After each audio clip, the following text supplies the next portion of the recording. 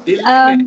हाँ जी जी, सौम्य आपका सवाल था कुछ जी। हाँ, अनवर साहब, तो आपने बोला बहुत काम हुआ है मंडल पॉलिटिक्स के बाद, बहुत चीजों में बदलाव आया है।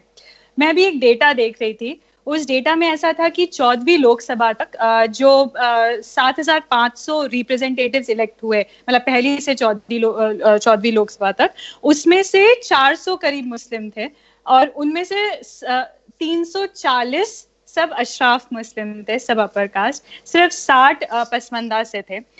तो जो मुस्लिम कम्युनिटी है, जिसका 14.2% पॉपुलेशन है हमारे देश में, जिसमें से 11% के ऊपर पसमंदाज आते हैं, तो एक बार बार उठ के आता है, जैसे ही अशराफ खड़े होते हैं मुसलमानों में, तो उनके पीछे वोट देने के लिए कहा जाता है कि ये आपकी रिस्पॉन्सिबिलिटी है, आपका फर्ज है।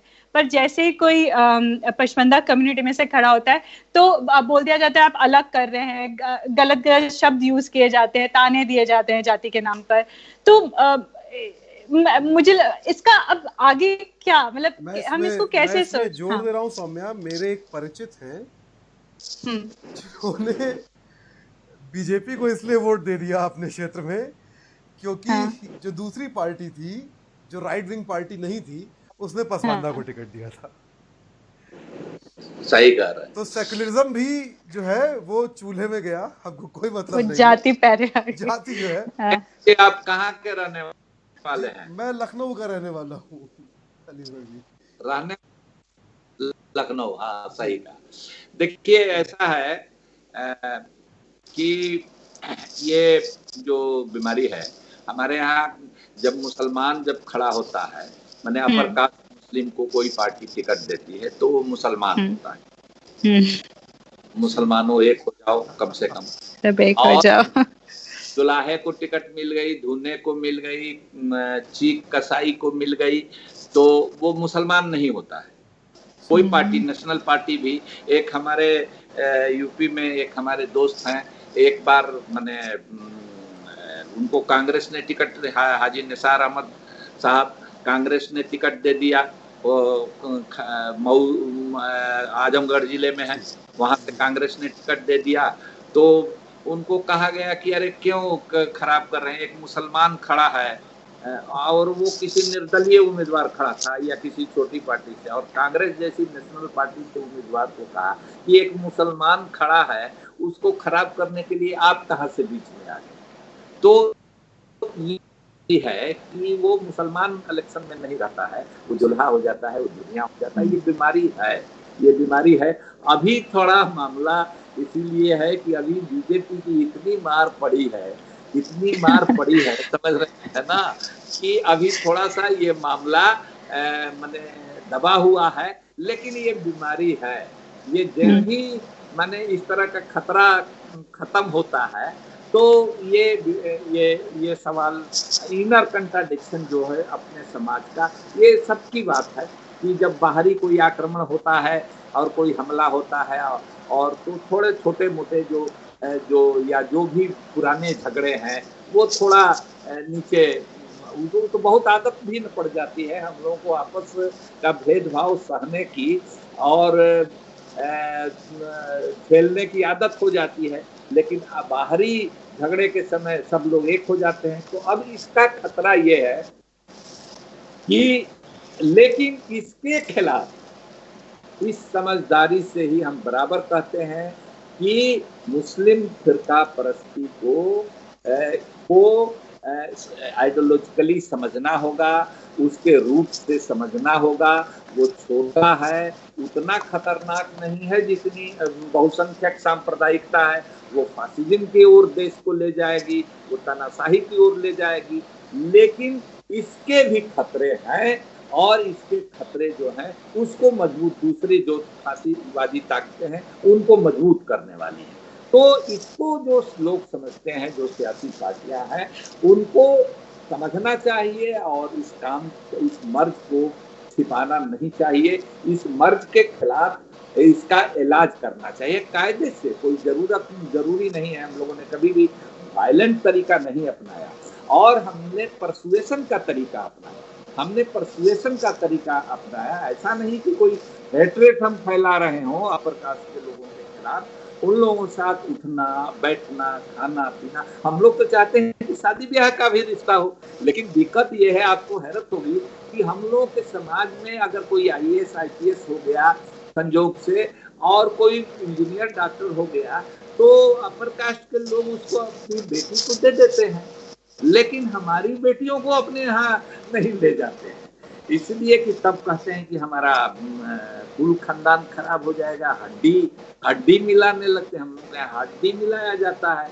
हड्डी समझ रहे हैं ना, बोन हड्डी मिला रहे हैं। तो ये सब बीमारियां हैं। तो लेकिन ये यहाँ जो हमको है कि जो लिटरेचर और साहित्य तैयार हो गया है और जो दूसरी सोसाइटी के लोग, हिंदू आमतौर पर समझते थे कि भाई, दलित समझते थे कि सब मुसलमान एक है, वो भी समझ रहे हैं कि नहीं भाई, हमारे तरफ से लोग एक तरह के लोग। तो हम तो बराबर कहते हैं कि भाई हिंदू पसमानदा, हिंदू दलित के साथ हमारा एक दर्द का रिश्ता है। तो उधर से साथियों ने कहा कि भाई दर्द का ही रिश्ता नहीं, हमारा खून का रिश्ता है, इसको भी हमने माना। और दर्द का रिश्ता जो होता है वो दुनिया में सारे रिश्तों से बड़ा होता है। तो इसीलिए हमने बराबर किसकी बात की, पार्टियों को छोड़ दीजिए, हमने समाज के तौर पर जो दलित हैं, जो पिछड़े हैं, हिंदू हो, मुसलमान हो, सिख हो, ईसाई हो, उन सब लोगों को इसीलिए हमने पसमानदा नाम रखा। और हमारे पसमानदा मुस्लिम महाज में सिर्फ मुसलमान पदाधिकारी और लोग नहीं होते हैं, हिंदू दलित और पिछड़े भी होते हैं। जी, मेरा ये अंतिम सवाल है हमारे इस लाइव का। मेरे ख्याल से सौम्या आपके पास कोई सवाल अभी है? नहीं जी। तो मेरा ये कंक्लूडिंग सवाल है। ये सवाल जो है, अब मैं ये सारी बातें हमने कर ली, ये सवाल मेरा आपसे है और ये आपका जो बीते कुछ सालों में एक पॉलिटिकल कन्फ्लिक्ट से आप भी जूझे और लंबे समय एक साथ के बाद आप अलग हुए। मेरा सवाल ये है कि क्या किसी तरह की पार्टी की पॉलिटिक्स में जब हम होते हैं, आप या मैं, कोई भी हो सकता है, क्या ये लड़ाइयाँ थोड़ा सा कमज़ोर पड़ती हैं उस समय, क्योंकि पार्टी लाइन कई बार आड़े आती है, आप जो कर सकते हैं या ज़्यादा कर सकते हैं उसके बीच में। मैं अभी देख रहा था कि एक सांसद के तौर पे आपका रिकॉर्ड कमाल का है। मतलब आपके सवाल, आपकी अटेंडेंस, आपका वहाँ पे होना, हर सेशन में, मॉनसून हो चाहे कोई विंटर सेशन हो, हमेशा आप वहाँ पे रहे। पर उसमें मैंने ये भी नोटिस किया कि जिस विषय पे हम आज बात कर रहे हैं, आप सवाल उतना उसको लेके वहाँ पे नहीं पूछ पाए। तो क्या पार्टी लाइन, एक चाहे वो सांसद के तौर पे हो सदन के अंदर, चाहे बाहर, जिसमें एक एग्जांपल, एक स्थिति और हुई थी, मुझे लगता है शायद आपको याद हो, जब बिहार में मलिकों को जो है वो नीतीश कुमार ने जो है वो अनुसूचित जाति में डाला था, जबकि मलिक जो है ऐतिहासिक तौर से वो लगातार अपने आप को अगला ही मानते रहे हैं और वो ऐतिहासिक तौर पे साबित करने की कोशिश भी करते रहे हैं। तो क्या पार्टी लाइन कहीं ना कहीं यहाँ पे एक प्रॉब्लम करती है? राजनीतिक लाइन जो आपकी पार्टी की है, जो कहीं भी आप हो सकते हैं, ये एक सवाल है। दूसरा, अभी के समय में क्या आपको लगता है कि कोई राजनीतिक पार्टी है जो वाकई जो आपने जो सारी बातें कही कि बहुजन एक है, उस कंसेप्ट को लेके काम करना भी चाहती है अभी की राजनीति में? ये मेरा अंतिम सवाल है। देखिए, एक एक करके हम जवाब देते हैं। देखिए, पहली बात तो ये है कि पार्लियामेंट के अंदर हमारी इत्तेफाक से हमको गर्दनिया पासपोर्ट दे करके हमको पार्लियामेंट से डबल इंजन मोदी जी, नीतीश जी ने निकाला तकरीबन एक साल पहले। वो हमारे कुछ साथियों ने, आप जैसे साथियों ने हमारे पार्लियामेंट के स्पीच पर एक किताब निकाली है, तो आप उसको देखेंगे या वैसे वो सारी चीजें तो इंटरनेट पर हैं, वो सारा स्पीच पार्लियामेंट में। तो सबसे लंबा और सबसे ज्यादा जो हमारा स्पीच है इसी पसमानदा पर और इसी दलित पर, समझ रहे हैं ना। और मैंने आपकी स्पीचेस सुनी है, बिल्कुल उसमें ये जिक्र है जी। तो उसमें बहन मायावती जी भी हमारे उसी हाउस में थी। हमने ये रामविलास जी भी थे, हमने सपा बसपा के लोग सबको एड्रेस करते। हालांकि ये तो अब स्तंभ है राइट विंग के, सब मजबूत स्तंभ है। वो मैंने हमने जो कहा और हमने इस सवाल को उठाया। दूसरा, आप देखेंगे कि हमने जो रिजर्वेशन के इशू पर, चाहे एम्स में हो, चाहे जेएनयू में हो, चाहे डीयू में हो, जिस तरह से जितने सवाल, मैं तो कहता हूँ शायद उसको देख लेना चाहिए आप लोगों को कि शायद ही किसी दलित और पिछड़े वर्ग के नेता ने उतना सवाल उठाया हो रिजर्वेशन पर। मैं आपको बताऊं कि जाति जनगणना का सवाल सबसे पहले, मैं कहना चाहता हूं कि लालू जी, शरद यादव और दूसरे जो नेता थे, वो पार्लियामेंट में, ये लोग उस समय पार्लियामेंट में थे, मैं राज्यसभा में था, लोकसभा में, लेकिन एक सेशन पहले मैंने जाति गणना का सवाल राज्यसभा में उठाया, अगले सत्र में जाकर के ये लोकसभा में उठाया, जबकि वो मनमोहन सिंह की सरकार थी, उसको माना कि हम इसको जनगणना कराएंगे। तो ये सब को हमने बराबर उठाया है।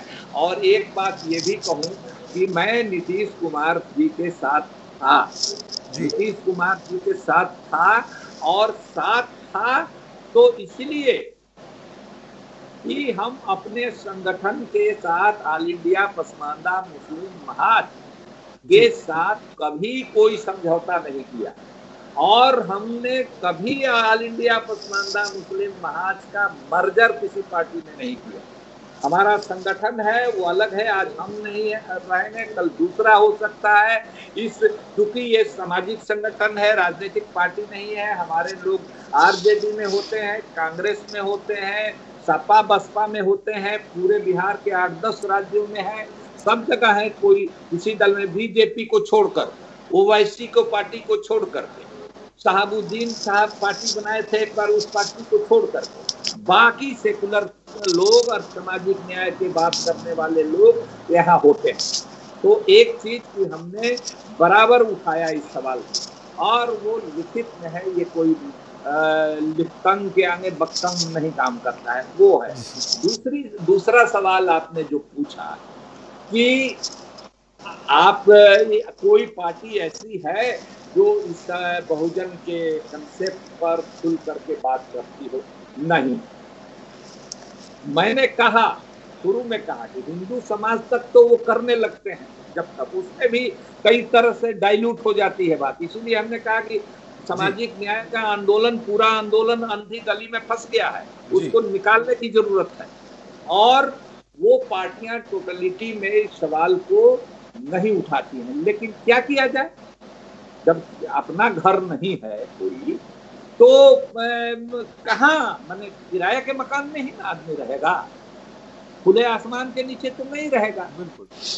तो इसीलिए किसी न किसी पार्टी में आदमी रहता है, यहाँ लेसर इविल जो है, लेसर इविल का सिद्धांत चलता है। नीतीश जी के साथ में क्या गया 2005 में जी।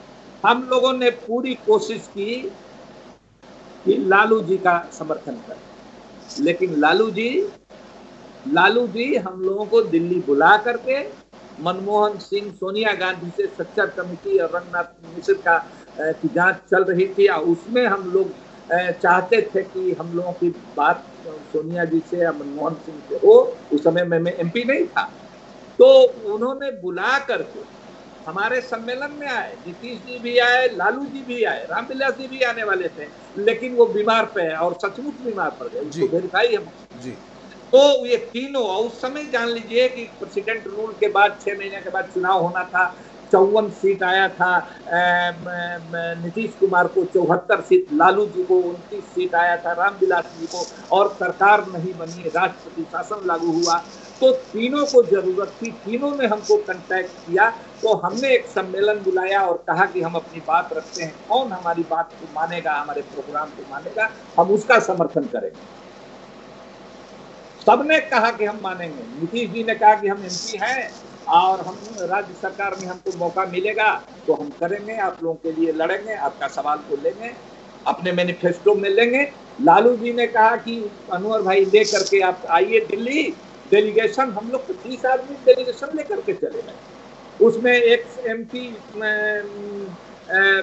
एक थे, एक पीएस कृष्णन साहब, हालांकि वो ब्राह्मण है, केरला के आईएएस हैं, वो हम लोगों के टैंक में एक तरह से हम लोगों के गाइड का काम कर रहे थे। कोई बैकवर्ड कमीशन में था, कोई माइनॉरिटी कमीशन का चेयरमैन था। 20-25 लोग कई राज्यों से हुए और लालू जी ने न फोन उठाया, न हम लोगों से मिलाने की बात दूर रही। हमारी हैसियत थी नहीं कि हम मनमोहन सिंह से मिलने, हम सोनिया जी से मिलने जा करके हम लोग लौट आए।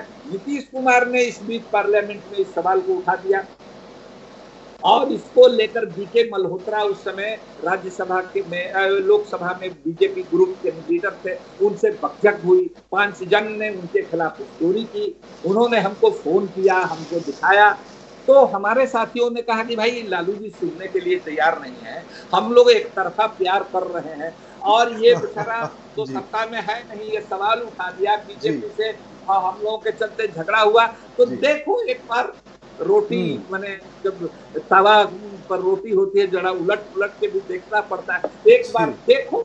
ये भी कहते थे कि भाई हमको ताकत दीजिएगा तब ना हम बीजेपी से लड़ेंगे, तो मैंने हम क्या करें। तो ये भी चूंकि पिछड़े वर्ग के थे, हमने इनको मदद किया, और मदद किया तो उसके एवज में हमने आपको बताया है कि जो अति पिछड़े हैं जी, उनको हिंदू मुसलमान दोनों को, हमसे तो उन्होंने 25% का कमिट किया था कि 25% मिलेगा पंचायत नगर निकाय चुनाव में, लेकिन 30% दिया और उसका बहुत बड़ा फायदा। कब्रिस्तानों की घेराबंदी, ये सब कई काम उन्होंने अच्छा किया और इसको छिपाते नहीं थे कि पसमानदा, ऑल इंडिया पसमानदा मुस्लिम महाज वगैरह हर मीटिंग में बोलना, हर मीटिंग में, पूरे कैंपेन में मैं उनके साथ हवा, पूरे 2005 के कैंपेन में गया, उनकी सरकार बनी।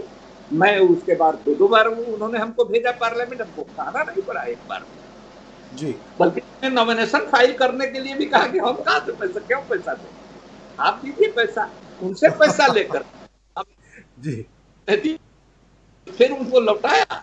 हंस रहे थे कि 5,000 नहीं, हमने कहा है लेकिन आपके पैसा से करेंगे। तो ये मतलब है।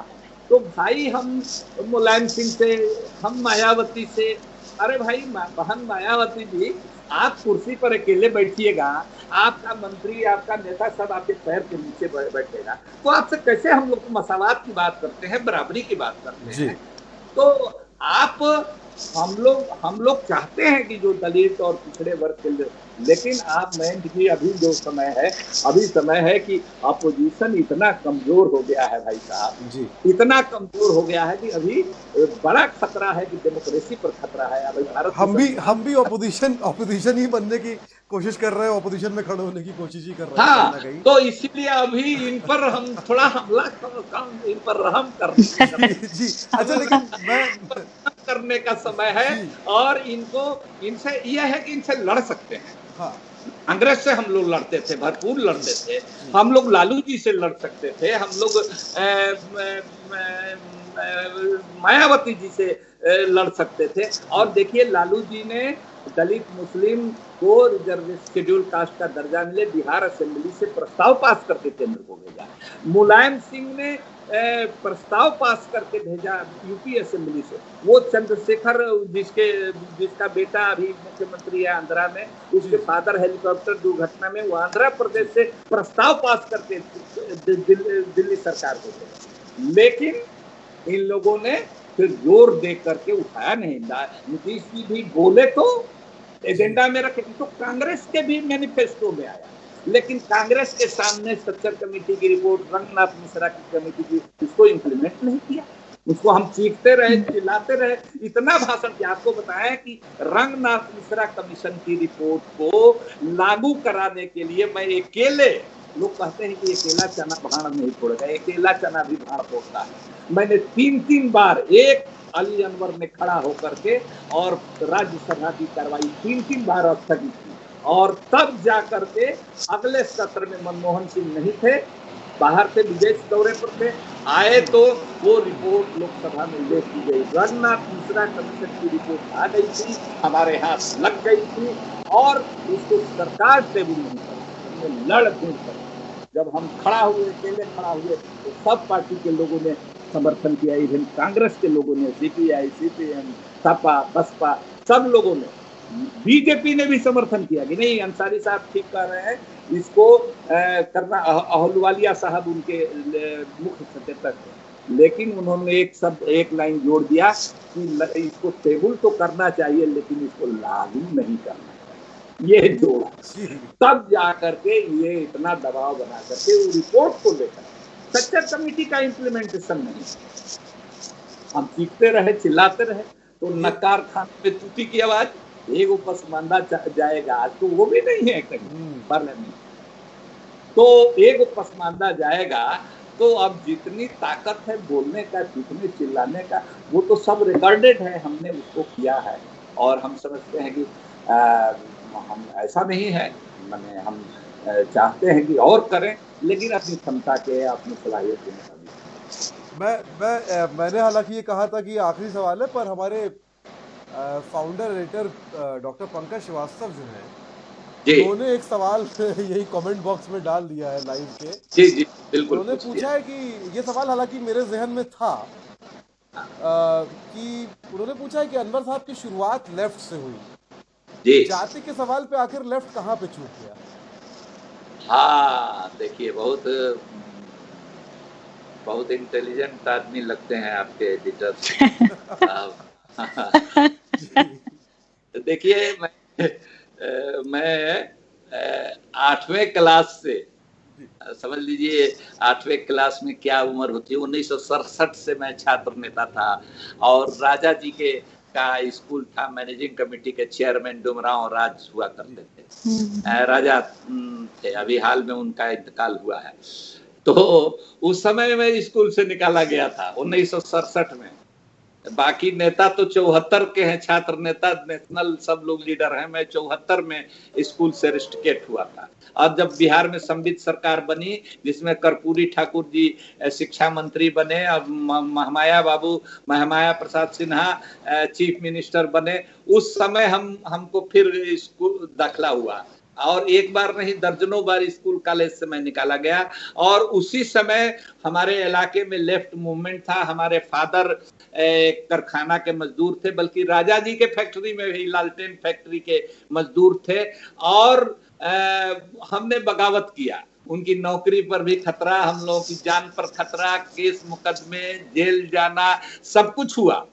तो मैं था, छात्र आंदोलन में था, लेफ्टिस्ट था, वामपंथी, लेकिन मैंने कहा कि मैं गांव से निकल के, ये वहां था, लेकिन जब मैं गांव से निकल करके आया, पटना आया, तब देखा कि भाई मुसलमानों में कितना जात पात है और हिंदू समाज में भी कितना जात पात है।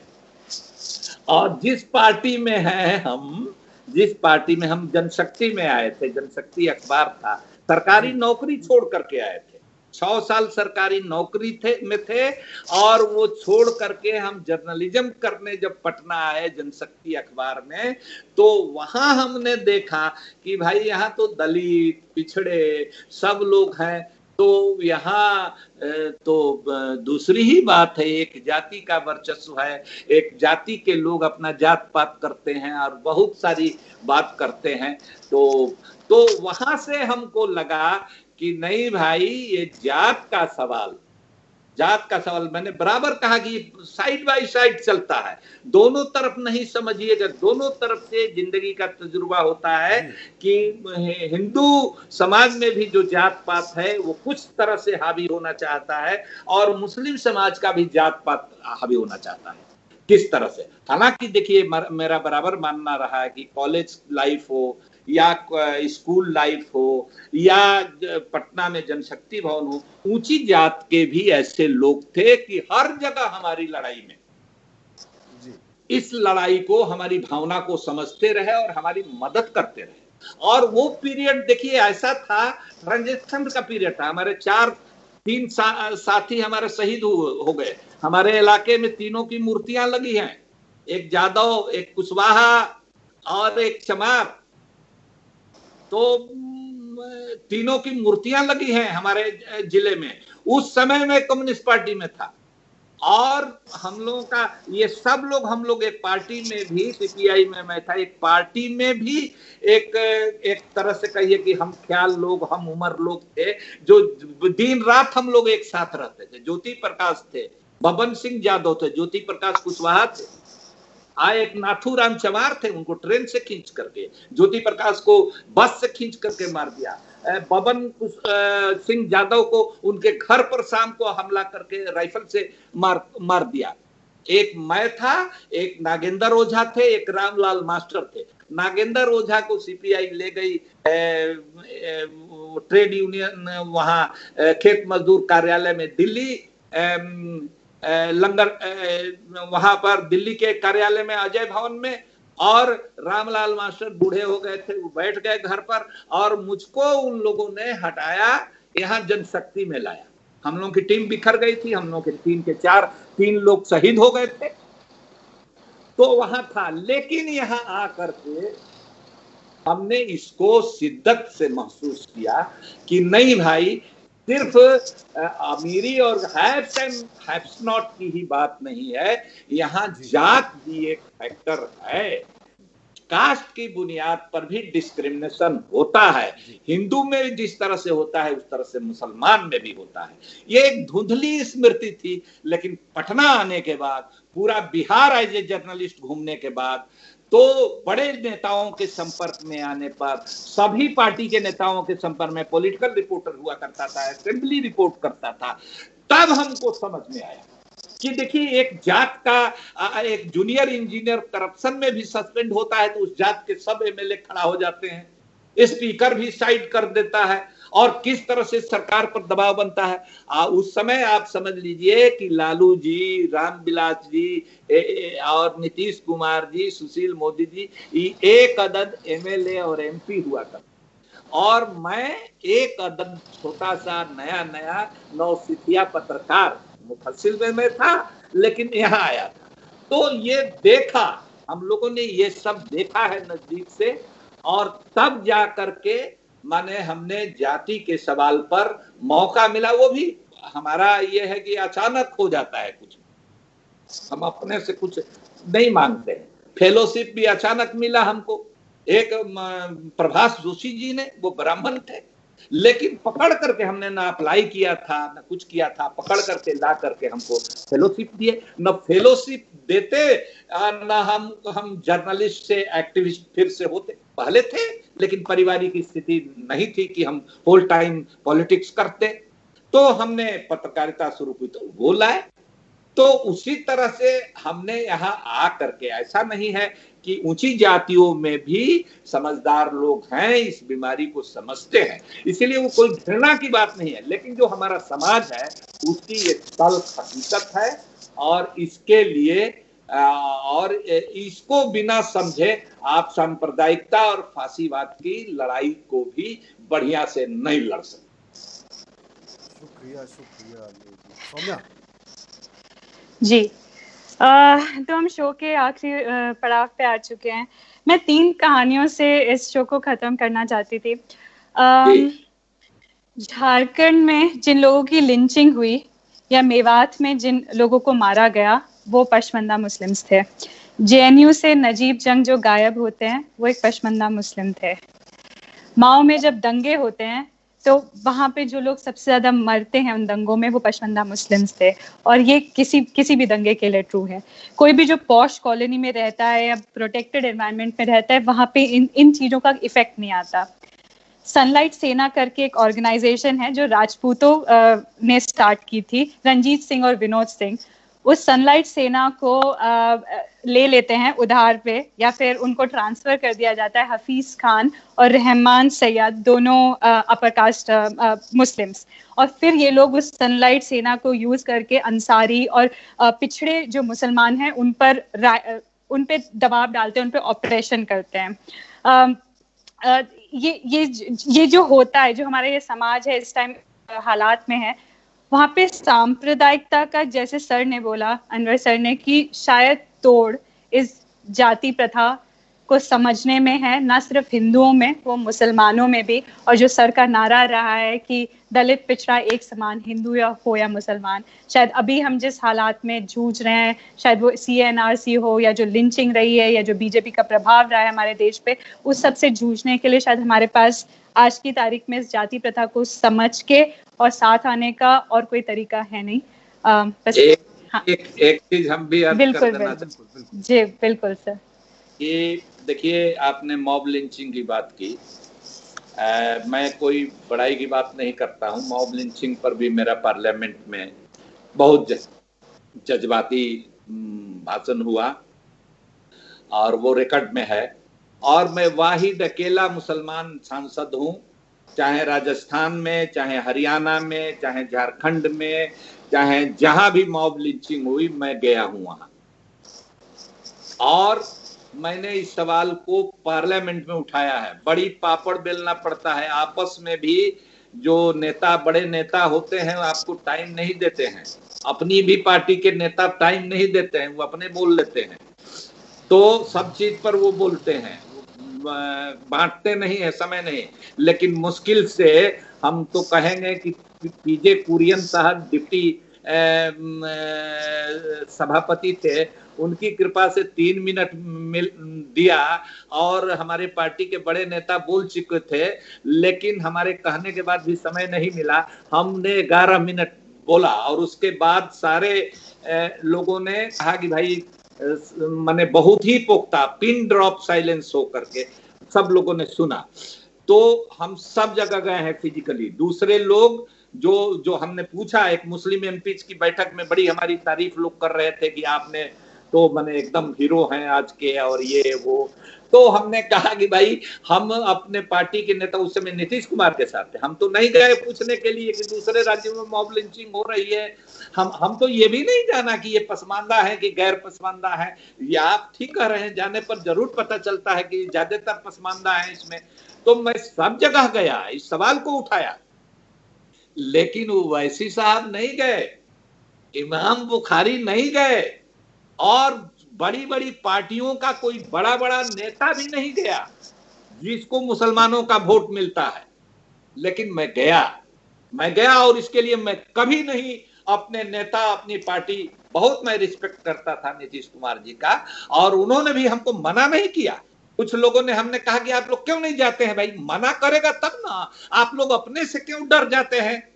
हम जिस समाज से आते हैं, जो हमारी सोच है, उस पर हम रिएक्ट करेंगे, उसको हम पार्लियामेंट में उठाएंगे। हमने कभी नहीं पूछा कि भाई हम पार्टी से इजाजत लेंगे, नेता से इजाजत लेंगे, चीफ व्हिप से इजाजत लेंगे, अपने लीडर, पार्टी के लीडर से हम जाएंगे इंडिविजुअल। हम उस सवाल को हमने उठाया।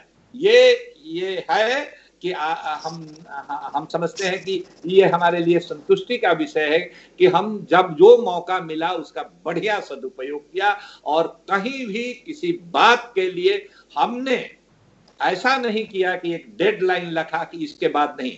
और आपने देखा कि वही डेडलाइन जब नीतीश कुमार रातों रात चले गए बीजेपी से निकल के एनडीए में, हमने फौरन बागी बने, बगावत का झंडा उठा लिया। आपने देखा, तो इसकी हमने परवाह नहीं की। हमने ये नहीं भी देखा कि कौन आता है, कोई आया नहीं, हमारे साथ कोई नहीं आया। मुस्लिम एमपी भी हैं, बैकवर्ड एमपी भी थे, एमएलए भी हैं, एमएलसी भी हैं, कोई हमारा साथ नहीं दिया, लेकिन हमने उठाया, इस सवाल को उठाया। और यही वजह है कि जो अगड़ी जाति के भी दूसरे लोग हैं देश में, हमको जामिया ने बुलाया, हमको और दूसरे मुस्लिम संगठनों ने जिसमें अगड़े लोग भी हैं, कहा कि भाई एक आदमी है जो इस ऐसे समय में ये बोला है। तो यही समय होता है। अभी जो फिरका परस्ती के खिलाफ, अभी सरकारी दमन के खिलाफ हम लड़े, तो लोगों ने कहा कि नहीं भाई, ये मौलाना ये है, ये फलाना है, ये टिकाना एमपी है, ये लोग तो नहीं बोला, ये आदमी तो बोला। जहां भी मेवातियों पर जुल्म हुआ, कोई भी ऐसा जुल्म और जाति का घटना नहीं है जिसमें मैं नहीं गया, चाहे झारखंड हो, चाहे मेवात हो, चाहे राजस्थान हो, चाहे पूर्वी उत्तर प्रदेश, पश्चिमी उत्तर प्रदेश, मुजफ्फरपुर दंगा, नगर का दंगा हो, सब जगह मैं गया और किसी से नहीं पूछा। जरूरत नहीं समझते हैं। पार्टी में रहने का मतलब उस पार्टी का गुलाम नहीं होना है, और उस पार्टी को मदद भी नहीं होती है। अगर आपका जनसंपर्क नहीं है तो उस पार्टी के उसको क्या आप मदद कीजिए। तो रहा तो अपना ईमान बचा कर, ईमान का सौदा, अपने जमीर का सौदा नहीं किया। बिल्कुल। तो सर, हम आज के सेशन को कंक्लूड करने से पहले, क्योंकि आपने इस शेर का, इस अल्लामा इकबाल के शेर का जिक्र किया था बहुत शुरू में, हम उसी के साथ इसको एंड करते हैं। मेरी उर्दू में थोड़ा तकलीफ हो सकती है बोलते हुए, फिर भी कोशिश करूंगी।